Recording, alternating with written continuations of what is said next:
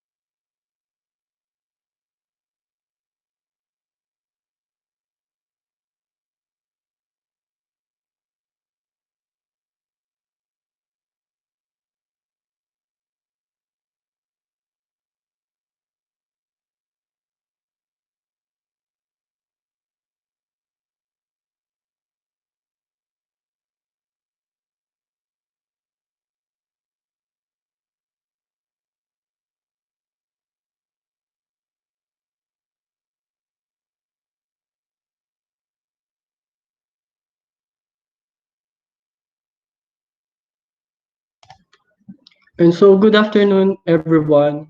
So, we are Group 2 and we are going to tackle about the selection and formulation of research topic. So, next slide.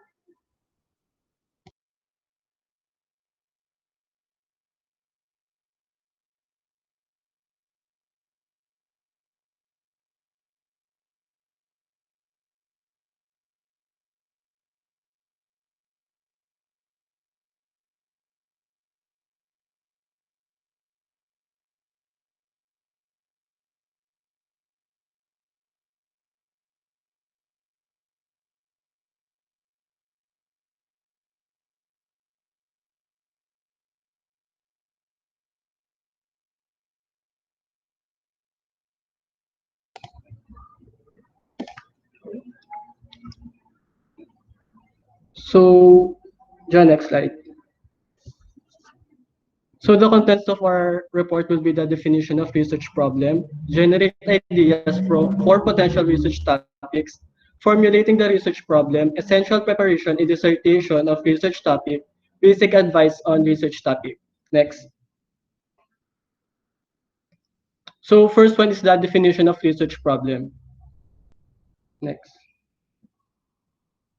So in this section, it answers the questions: what does research problem means, and where do research ideas comes from?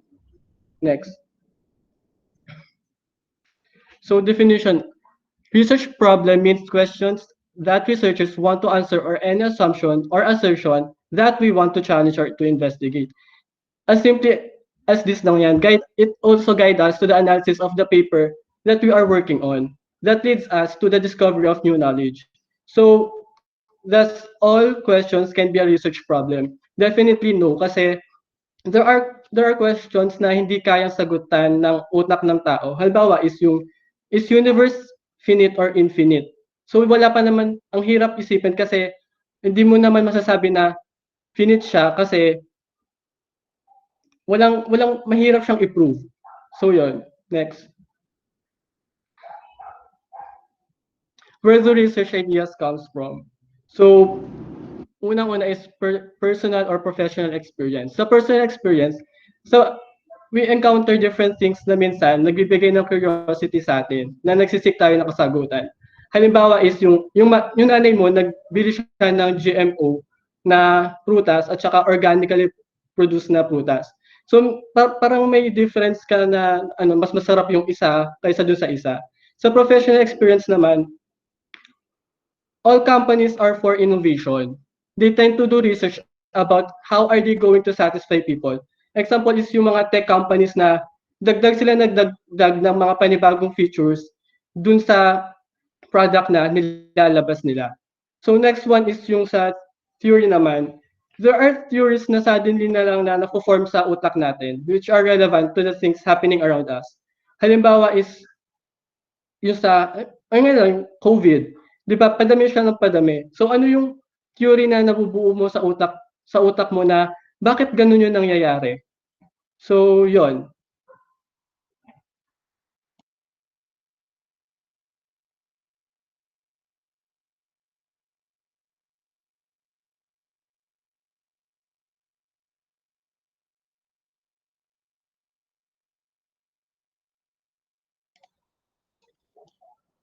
In summary, research problem is the very first step in the research process. It is necessarily will guide you throughout the entire research work. The research problem functions as the base of a research study, in fact. If you want to solve a problem, you must know the problem precisely.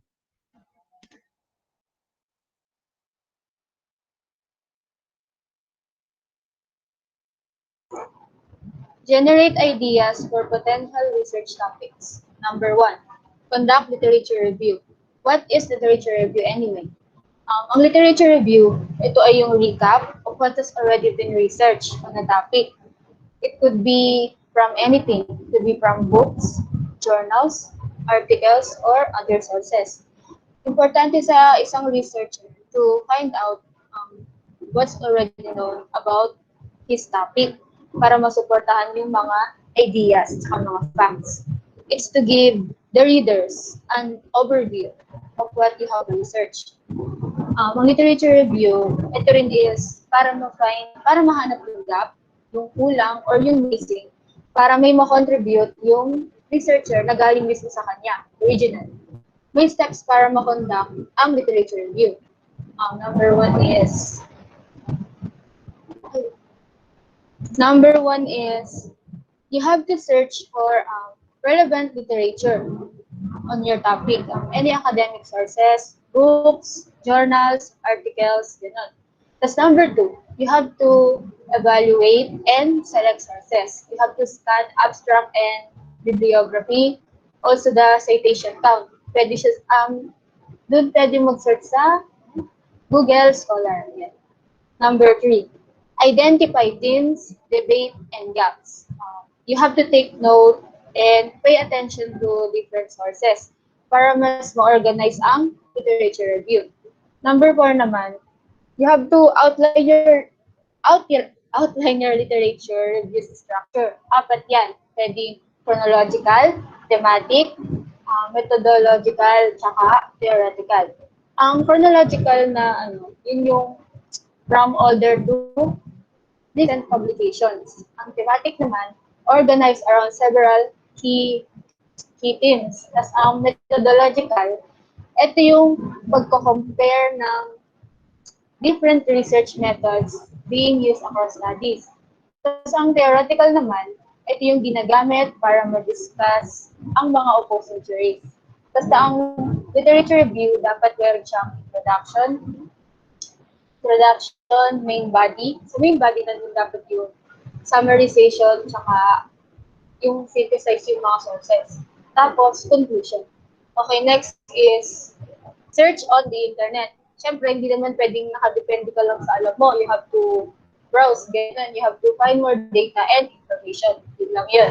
Tapos, dito tayo sa attend presentations, discussion, and recommendations of conferences, seminars in the field. Okay. Dun sa number 3, a researcher sometimes need to attend research seminars. Pero may nabasa ako, para sa mga ibang researchers, ayaw nila umattend sa mga seminars nga kasi feeling nila nag-access lang sila ng oras. Pero no. Dapat, minsan umattend ng mga researchers sa mga conferences, gano'n.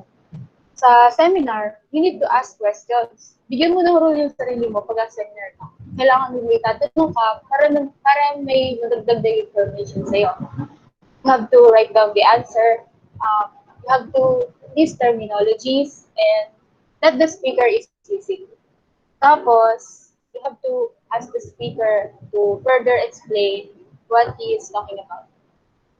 Okay, number 4, build an academic network within and outside the university. Academic network or networking tinatawag. Ito yung community of researchers. It allows us researchers to connect with others and build a body of contacts. It is a connection for social and professional benefits. Kaya importante din yung academic method. Number 5.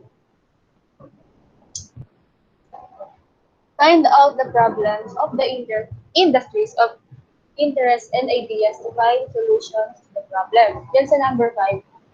Di ba yung topic mo? Hahanapin mo yung problem na pinaka-mai-interesan ng mga tao. Yan po pala yung number 5. Kasi syempre, pag dapat interesado yung mga tao dun sa research mo. Connect din yan sa number 6. A good research idea may arise from certain conditions or situations in the world. Yan kasi sa number 6. Kailangan mong isipin, why is your topic important?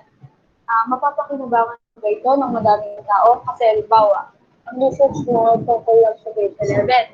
E di yung makakagamit lang ng mga tungkol sa grade 11 students. So, dapat yung research idea mo, mapapakinabangan ng marami. Tapos isip mo dapat, feasible ba ito? Ganun. Tapos when you're planning your research, you have to think through very carefully sa iyong research topic. Isipin mo, do you have resources to work with the findings? Start small and grow from, grow from there. Thanks.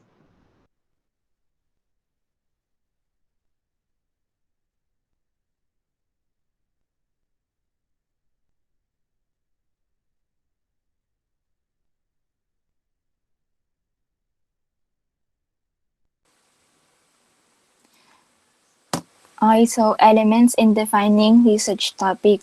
So first, we have the research questions.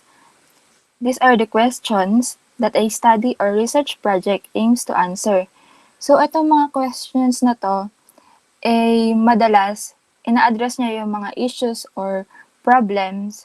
Tapos, through analysis and interpretation ng data, masasagot yon sa conclusion. Next is objectives.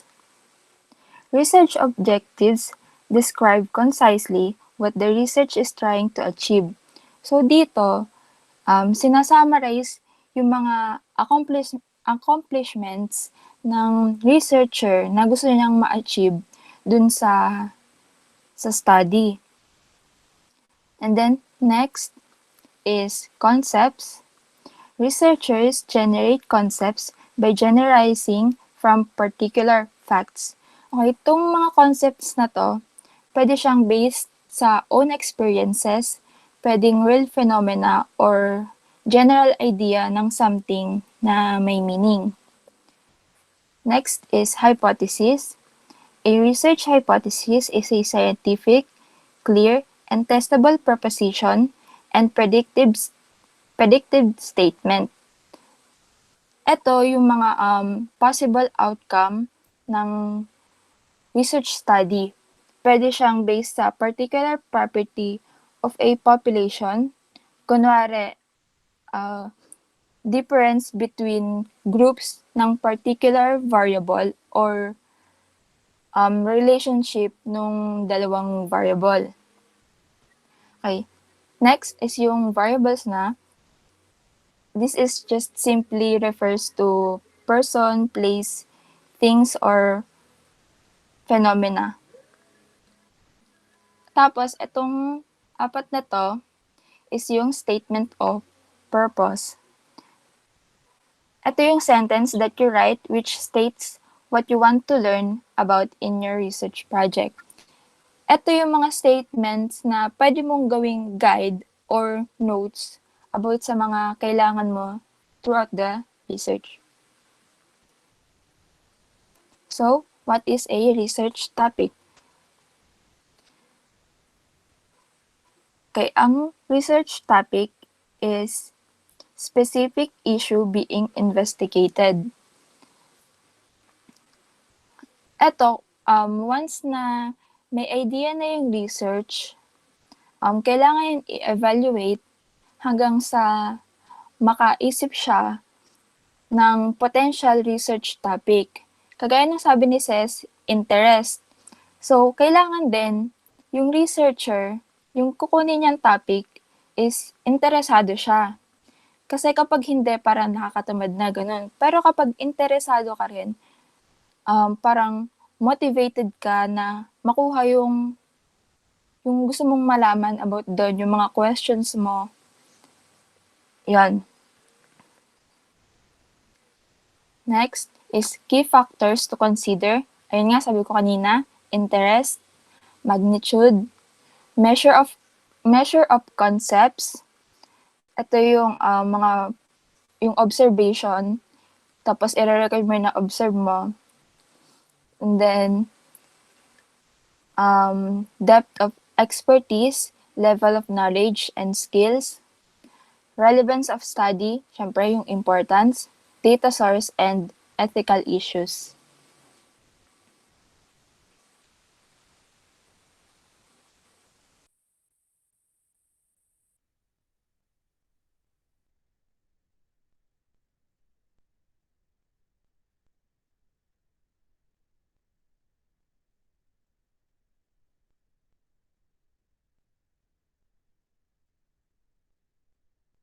Di naka-on mic, Ma'am Noims. Okay na. So, ulit. Next ay formulating the research problem. So, meron mga strategies kami na nilagay para paano mag-formulate ng research problem. First one ay brainstorm some research topics. So, paano ba tayo mag-brainstorm? Siyempre, iisipin mo muna kung ano yung mga topics na kung saan ka may interest. Then, gawan mo siya ng listahan kasi hindi naman pwedeng isa lang yung interest natin, di ba? Madami, may list tayo. So, tapos isipin din natin yung field kung saan gusto natin magtrabaho na connected din sa research topic natin. The next ay select a topic. So, di ba first na ginawa natin ay nag-list tayo.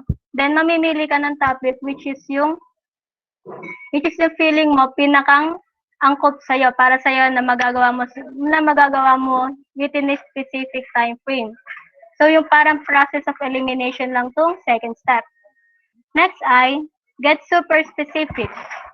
Paano maging super specific? Siyempre, yung topic na mapipili mo ay from general muna, di ba? Hindi naman natin kaya agad na isipan yun ng yung pinaka-eksakto. So, halimbawa, yung topic na naisip mo ay about sa music.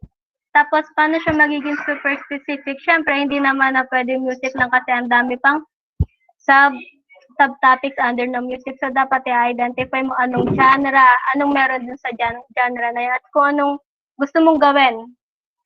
Then, next na ay define your topic as a question. So, di ba mostly yung mga research topics ay pa-statement. So, parang gagawin mo din siyang tanong, itatransform mo siya into question para iisipin mo ba kung kaya mo ba siyang sagutin dun sa magiging research topic mo. Kasi hindi ka pwede mag-jump into a topic na hindi mo naman kayang gawin. Dapat iisipin mo rin yung availability ng mga magiging resources mo, pati yung kakayahan mo. Okay, next slide. The next step ay objectives of your research. So, from question and specific goals, dapat alam mo yung parang, ito yung magdedetermine ng value ng study mo. So, may dalawang klaseng objectives. Yung isa ay main objectives. Sa main objectives, ayun yung pinakang main goal we intended to explore and establish sa study natin. And yung isa ay sub-objectives. Sub-objectives, ito yung specific na context ng i-investigate natin. So, dalawa na yung objectives natin. And lastly, ay yung research your topic more and create an outline. So, kapag nag-come up ka na sa isang research topic mo, syempre, magsa-search ka na ng mga related topics doon. Ay nga yung sinabi ni Princess kanina, yung related literature, di ba? So, para alam mo din yung baka ano yung mga pwede mong ma-encounter throughout your study. Okay, next na po.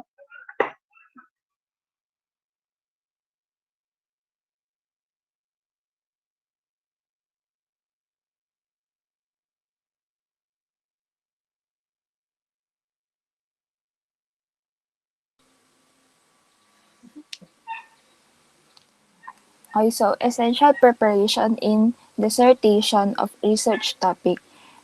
Ito ay ginawa ni Jennifer Mason para lang mas parang madalian sa pagkuha ng research topic.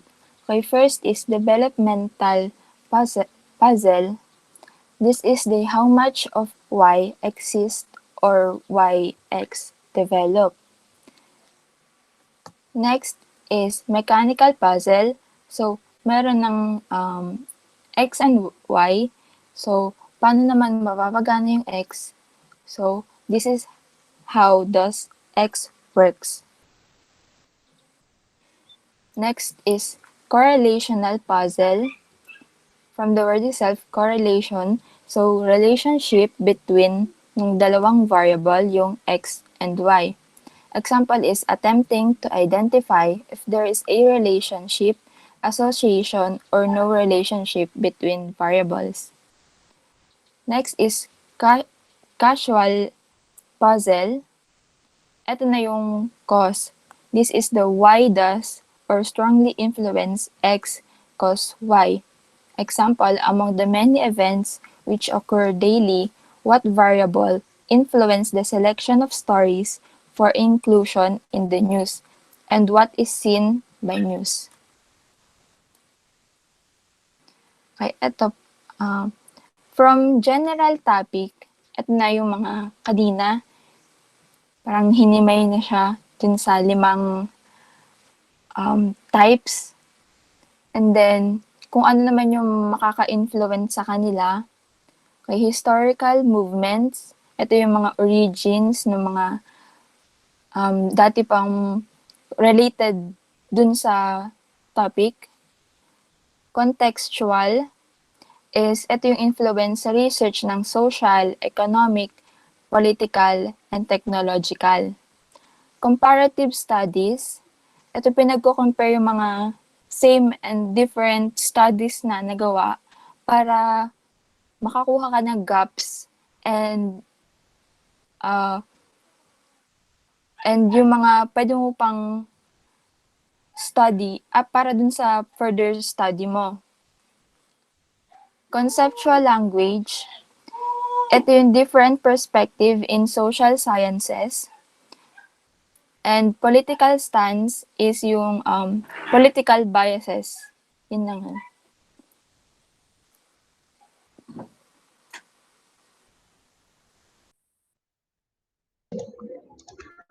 So, basic advice on research topic. So, the earlier you start, the better. So, kasi kapag earlier ka nakapag-decide kung ano topic yung pagpo-focusan mo, magkakaroon ka ng mas madaming oras para makapag-research mismo at saka matapos yung research mo mismo. So, number 2 is go from the general to particular. So, think this task as a process of refinement. Yung pagpili ng research problem mo, research topic is mag-start ka sa general. Halimbawa, gusto mo gumawa ng research about social media. So anong aspect nun? Yung bang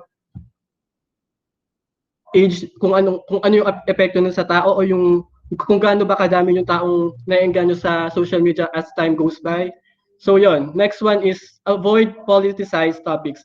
Yung political arguments kasi na sa research mismo, mas nagdi-lead siya sa pagiging bias ng isang researcher. So kaya kailangan siyang iwasan. So next one is be careful with personal issues.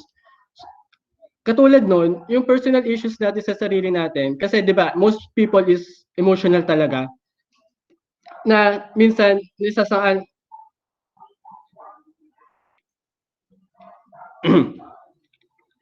So from general to, sabi ni Sir kasi explain ko daw yung from general to particular. So halimbawa is yung sinasabi ko nga kanina na yung gusto mong mag-research about social media. So ikaw as a researcher, tanungin mo yung sarili mo kung anong aspeto kasi malawak yung sakop ng social media from usage, kung sino-sino yung mga nabibiktima, kung sino yung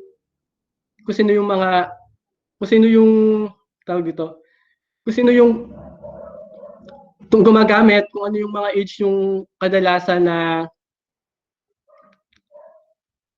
natitrigger na gumamit nito. Kasi halimbawa, kung gusto mong mag-ano dun sa na biktima, so ano yung, halimbawa, gusto mong mag-conduct na research about cyberbullying, gano'n. So yun yung specific na gusto mong gawin dun sa research na yun.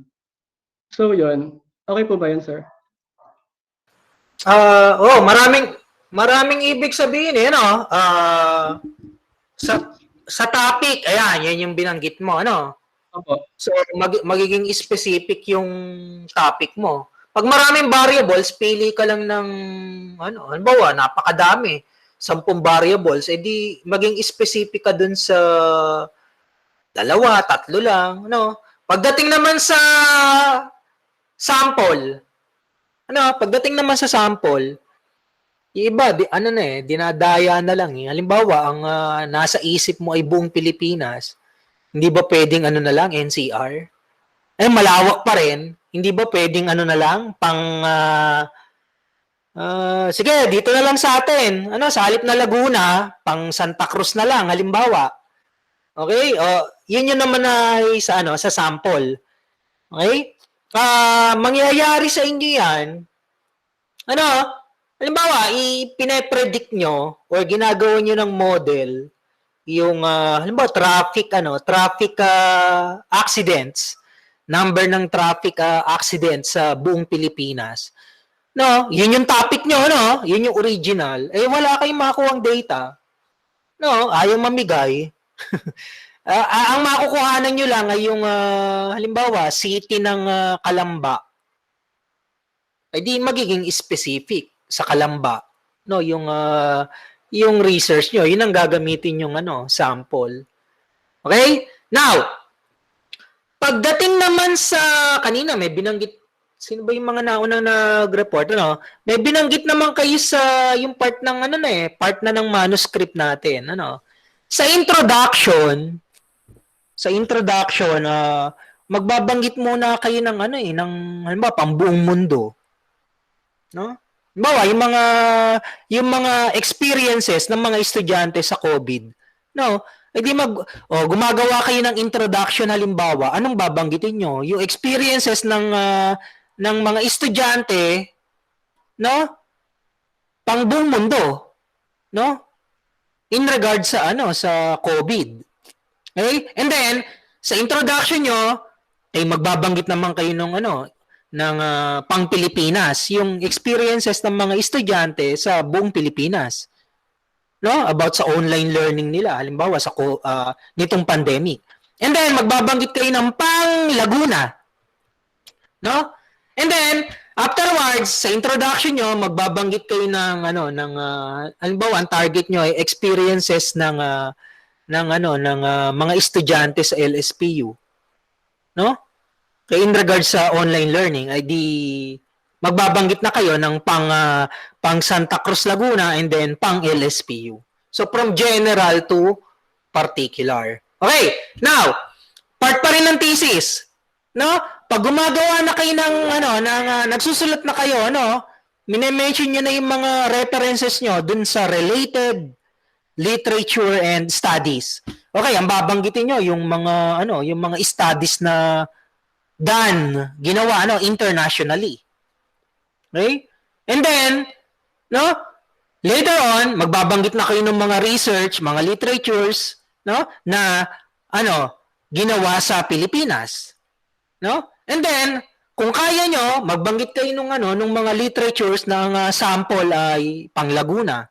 And then later on, mga thesis na na ginawa naman, na ang sample ay yung pang katulad na rin sa topic nyo. Okay? Relevant na dun sa topic nyo. So, ayan, So, yan yung ibig sabihin ng from general to particular. Okay, napakahalaga niyan, yung part na yan. Yung go from general to particular, So, kumbaga, mula sa pagpili nyo ng ng topic, hanggang sa pagsusulat nyo ng introduction, dun sa manuscript nyo, at doon pa rin sa manuscript nyo, yung pagsusulat nyo nung mga related literatures and studies. So, napakahalaga niya yung concept na yan, from general to particular. So go ahead. Tuloy nyo yung report. So, yun. Thank you, sir. Then, Be careful with personal issues kasi guys, most people are emotional talaga. Minsan yung emotions natin, nagiging bias tayo dun sa mismong ginagawa natin. So kailangan i-set aside muna yung personal issues. Then find the line of least resistance between A and B. So yung statement na yun is ano siya, galing siya sa mga mostly sa mga chess players. Kasi it pertains to the strategies and alternatives in creating your research problem. So unang-una kailangan masagot mo yung tanong na is the data available?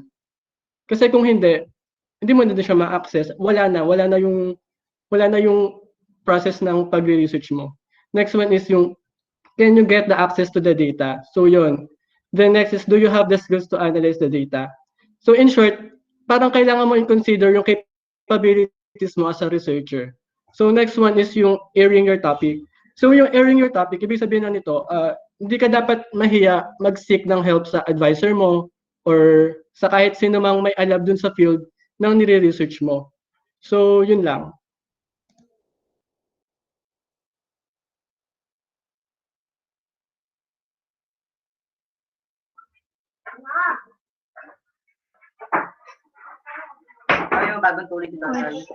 So next ay ethics in research. So first ay necessary approval for all studies that involve humans from the competent authority. So syempre, di ba, hindi naman tayo basta-basta magkakandak ng study or mag-gather ng data ng basta-basta. Yung mga simple pa-survey nga lang sa mga rooms, di ba, minsan, kailangan pang papirmahan sa letters ng authority.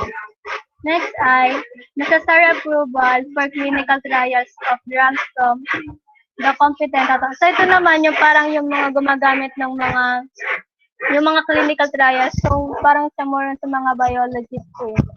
And next ay yung any risk of harming people, the environment or property. So dapat kaya nga 'di ba research para mag-improve tayo ng human life or para maging mas better yung maging mas better ang redundant para maging better yung yung paligid natin, 'di ba? So parang hindi siya research kung magkaka siya ng risk of harming people, pero syempre there are instances na yung research ay magkakos pa rin ng harm. The next ay privacy and confidentiality. Confidentiality po yun na. So ito, di ba, pagka yun sa mga pa-surveys natin, natatandaan natin, choice natin or optional kung ilalagay natin yung personal informations natin, yung pangalan, ganun, or hindi. Pero syempre, may certain research po na kailangan yung age natin, ganun. So yun po, pwede naman natin bigay. Pero yung pangalan kadalasan syempre, hindi naman po natin kailangan ibigay ng ganun. The next ay society's cultural, moral, religious, and legal values.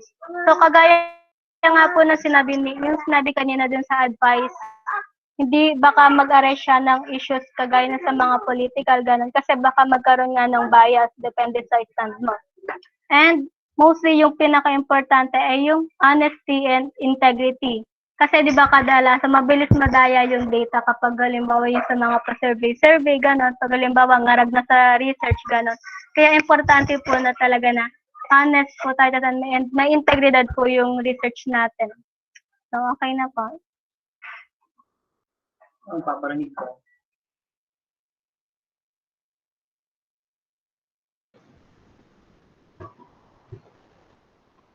Some tips to select and formulate a research problem. A research problem cannot be borrowed. Right questions must be addressed. Have an unbiased and unattached approach. Be uncommitted before selection. Have more than one problem to ponder over. Meaning nun, dapat ang isang researcher may originality. Hindi mo dapat kokopyahin yung research problem ng isang researcher. Kaya ka nga nagre-research, di ba? Ba't mo kokopyahin yan sa iba? Tapos, right questions must be addressed. Kailangan maging sigurado ang hindi po, sir. Tapos, kailangan ang isang researcher ay sigurado bago maggawa ng kanyang questions sa kanyang problem. Have an unbiased and unattached approach. Meaning nun ay, kailangan ng isang researcher objective. Tapos, be uncommitted before selection. Have more than one problem to ponder over. Meaning is, huwag ka lang makontento sa isa, dun sa problem na yung sinasolve. Ganun. Kailangan ng isang researcher, merong Alternatives. Next po.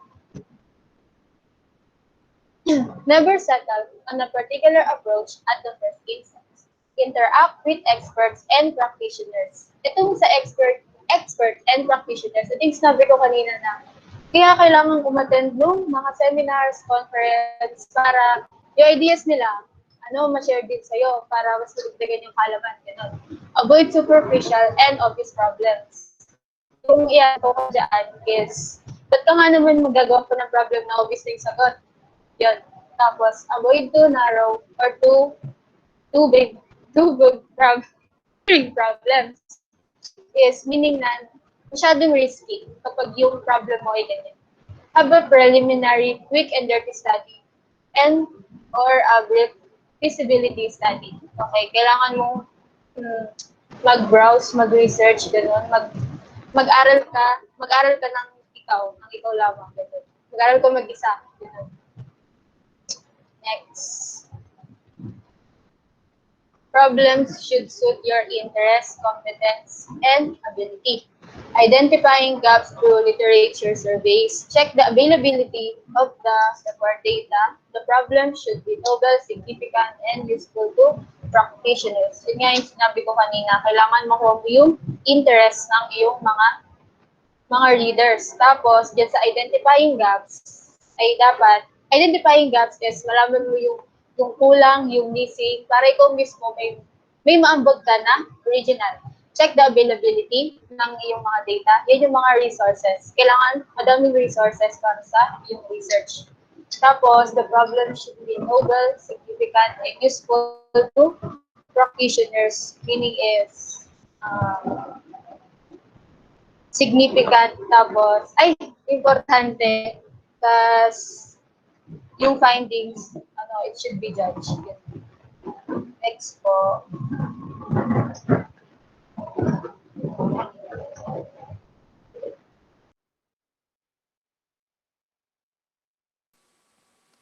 Next is spend a lot of time writing and note-taking to understand the problem.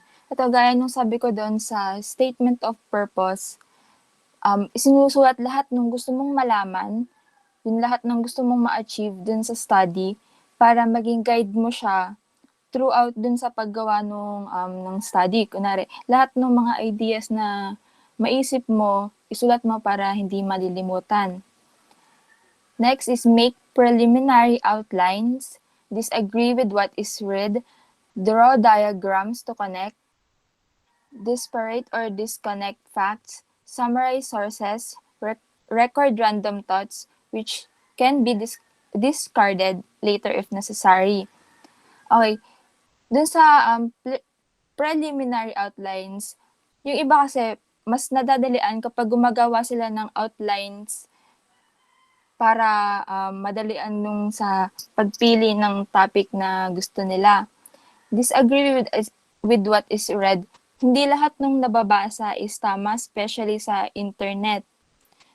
Draw diagrams, kagaya nung kanina, yung mga table and diagrams para makatulong din. Summarize sources, yung mga data na nakolect mo. Ayun, record random thoughts, yung kaninang sabi ko na lahat ng maisip mo, isulat mo lang, and then i-filter mo yung mga useful and yung mga parang wala lang.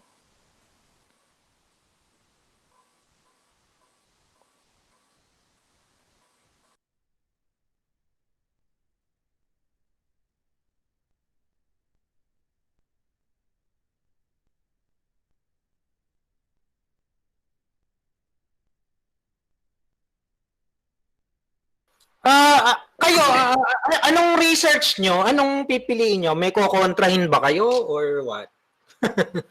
O susuportahan nyo yung research ng iba? Ang ganun eh. No? Or magpo-formulate kayo ng, ang tawag doon? Ng bago, original.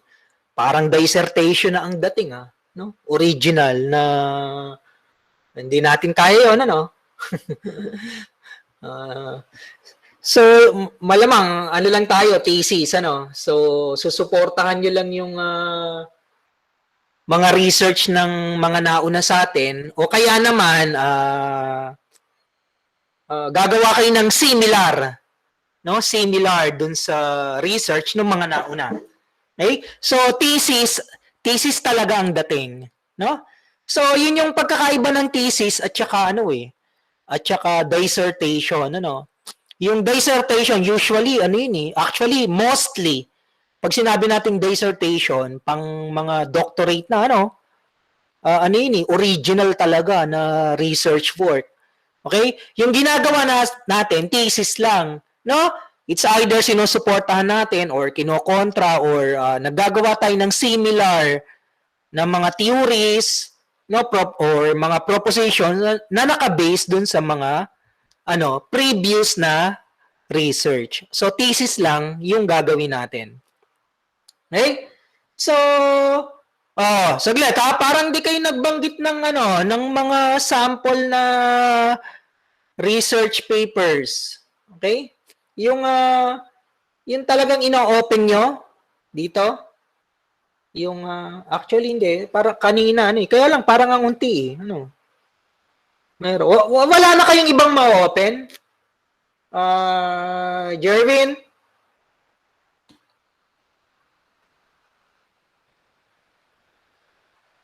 Check ko po, sir. Kasi parang may na-download po ako. Okay. Hindi. Ano na lang yun. Next natin. Siguro mga 15 minutes. Okay? Gawin natin yon. Okay? So, that's it. Actually, naka-upload naman yung natin yung mga reportings natin. Ayan, yung meeting natin. Hindi ko lang alam kung nakikita nyo, Okay? So, gumawa kayo ng quiz. And then, may pasasagutan ako sa inyo ngayon, na quiz, no? Saglit lang, Based doon sa previous na, na report. Okay? Saglit, wait.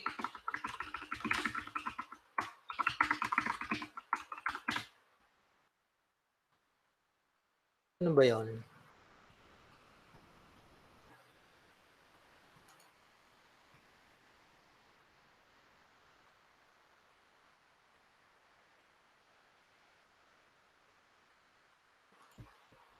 Saglit, Ano nga? Parang ang bagal ng internet. Yan.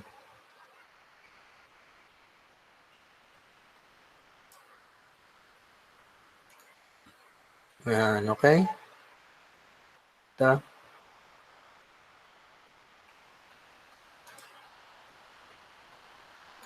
So, copy. Pe-paste ko dito sa Yan. Okay, so, meron kayong 20 minutes para sagutan yan. And then, pwede na tayong mag-leave. Okay?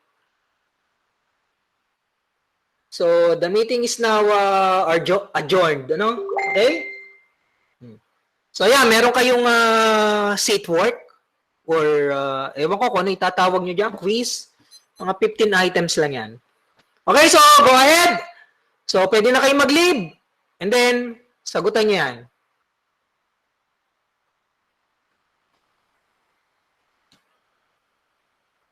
Sana nag-save. Nag-save ang attendance. Okay. Sir, hanggang kailan po pwedeng magsagot? Ngayon, sagutan nyo na. 15 minutes.